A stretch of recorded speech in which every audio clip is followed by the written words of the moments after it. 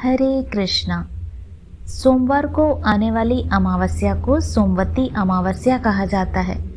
इस दिन महिलाएं अपने अखंड सौभाग्य की प्राप्ति के लिए तुलसी और पीपल के वृक्ष की पूजा करती हैं। आज हम आपके साथ शेयर करने वाले हैं सोमवती अमावस्या के दिन सुनी जाने वाली एक प्रचलित व पौराणिक कहानी।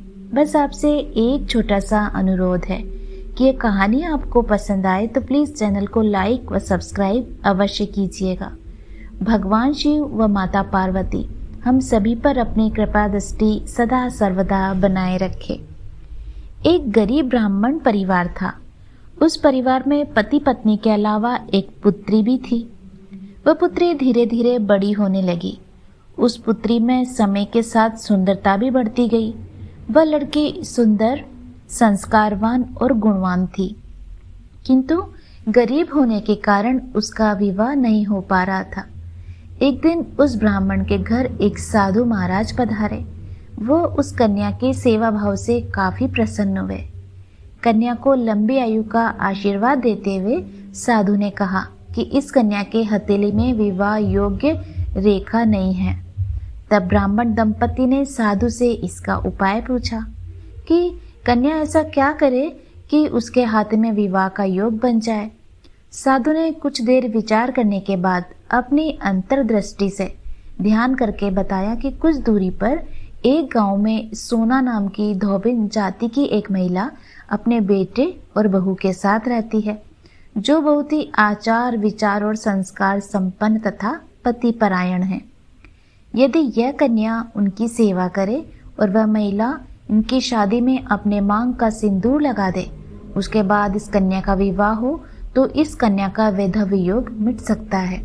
साधु ने यह भी बताया कि वह महिला कहीं आती जाती नहीं है। यह बात सुनकर ब्राह्मणी ने अपनी बेटी से धोबिन की सेवा करने की बात कही। अगले दिन कन्या प्रातःकाल ही उठकर सोना धोबन के घर जाकर साफ सफाई और अन्य सारे काम करके अपने घर वापस आ जाती थी। एक दिन सोना धोबिन अपनी बहू से पूछती है कि तुम तो सुबह ही उठकर सारे काम कर लेती हो, पता ही नहीं चलता। बहू ने कहा, माँ जी मैंने तो सोचा आप ही सुबह उठकर सारे काम खुद ही खत्म कर देते हो, मैं तो देर तक उठती हूँ। इस पर दोनों सास बहू निगरानी करने लगी कि कौन है जो सुबह ही सारा काम करके चला जाता है। कई दिनों के बाद धोबिन ने देखा कि एक कन्या अंधेरे में घर आती है और सारा काम करने के बाद चली जाती है। जब वह जाने लगी तो सोना धोबिन ने उसके पैरों पर गिरकर पूछा कि आप कौन हैं और इस तरह छुपकर मेरे घर की आप चाकरी क्यों करती हो। तब कन्या ने साधु द्वारा कही हुई सारी बात बताई।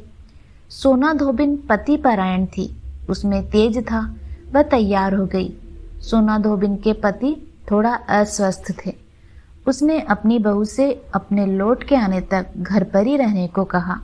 सोना धोबिन ने जैसे ही अपने मांग का सिंदूर उस कन्या की मांग में लगाया, उसका पति मर गया। उसे इस बात का पता चल गया और वह घर से निराजली चली थी।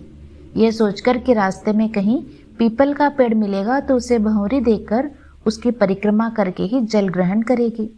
उस दिन सोमवती अमावस्या थी। ब्राह्मण के घर मिले हुए पुए पकवान की जगह उसने ईंट के टुकड़ों से 108 बार भंवरी देकर 108 बार पीपल के पेड़ की परिक्रमा की और उसके बाद जल ग्रहण किया। ऐसा करते ही उसके पति के मुर्दा शरीर में वापस जान आ गई। धोबन का पति वापस जीवित उठा। इसलिए सोमवती अमावस्या के दिन शुरू करके जो व्यक्ति हर अमावस्या के दिन भंवरी देता है, उसके सुख और सौभाग्य में वृद्धि होती है।